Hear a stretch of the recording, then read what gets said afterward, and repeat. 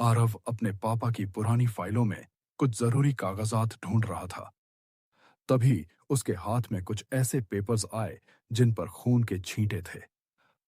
आरव ने हैरानी से उन कागजों को देखा और उन्हें पढ़ने की कोशिश करने लगा। उन पर लिखे हुए बहुत से अक्षर लगभग मिट चुके थे। फिर भी जब उसने किसी तरह उन्हें पढ़ा तो वह हैरान रह गया। ये कागज किसी नीलकंठ हवेली के थे, जिसे उसके पापा ने वर्षों पहले खरीदा था। आरव उन कागजों को लेकर अपनी मां शारदा देवी के पास गया और बोला, माँ देखो, मुझे पापा की फाइल में क्या मिला रहे हैं? हवेली के कागज। यह सुनते ही शारदा देवी ने घबराकर उसके हाथ से वे कागज छीन लिए और बोली, तुझे किसने कहा था इन्हें हाथ लगाने के लिए? मैं आज इन्हें जला ही देती हूँ। ये क्या बोल रही हो माँ? आरव परेशान सा बोला। पहले तो मुझे यही समझ में नहीं आ रहा कि जब पापा के पास ये हवेली थी, तो आज तक हम सब इस सड़े हुए किराए के मकान में क्यों रह रहे हैं? पापा ने कभी इस हवेली का जिक्र तक नहीं किया और तुम इन्हें जलाने की बात कर रही हो। उन कागजों को देखते हुए शारदा देवी की आंखों में आंसू आ गए। उन्होंने उन्हें पोंछते हुए किसी तरह खुद को संभाला और बोली, अब तू बड़ा हो गया है, इसीलिए आज मैं तुझे सारी बातें बताती हूँ।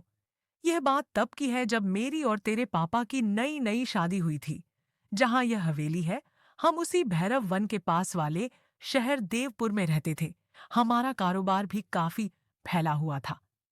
एक दिन हम दोनों घूमते घूमते जंगल की तरफ निकल पड़े। वहीं नदी के किनारे यह शानदार हवेली खड़ी थी। यह इतनी सुंदर थी कि एक ही नजर में मुझे भा गई और मैंने इसे खरीदने की जिद ठान ली। तेरे पापा ने मेरी वह जिद पूरी कर दी और जल्दी ही यह हवेली हमारी हो गई। हम अक्सर सप्ताह के अंत में वहां रहने जाया करते थे।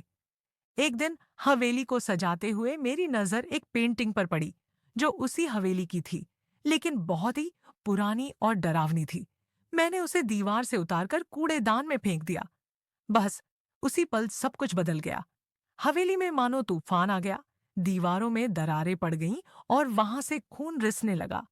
इससे पहले कि हम कुछ समझ पाते, अलमारी से निकलकर हवेली के कागज हवा में नाचने लगे और उन पर खून के छींटे पड़ने लगे।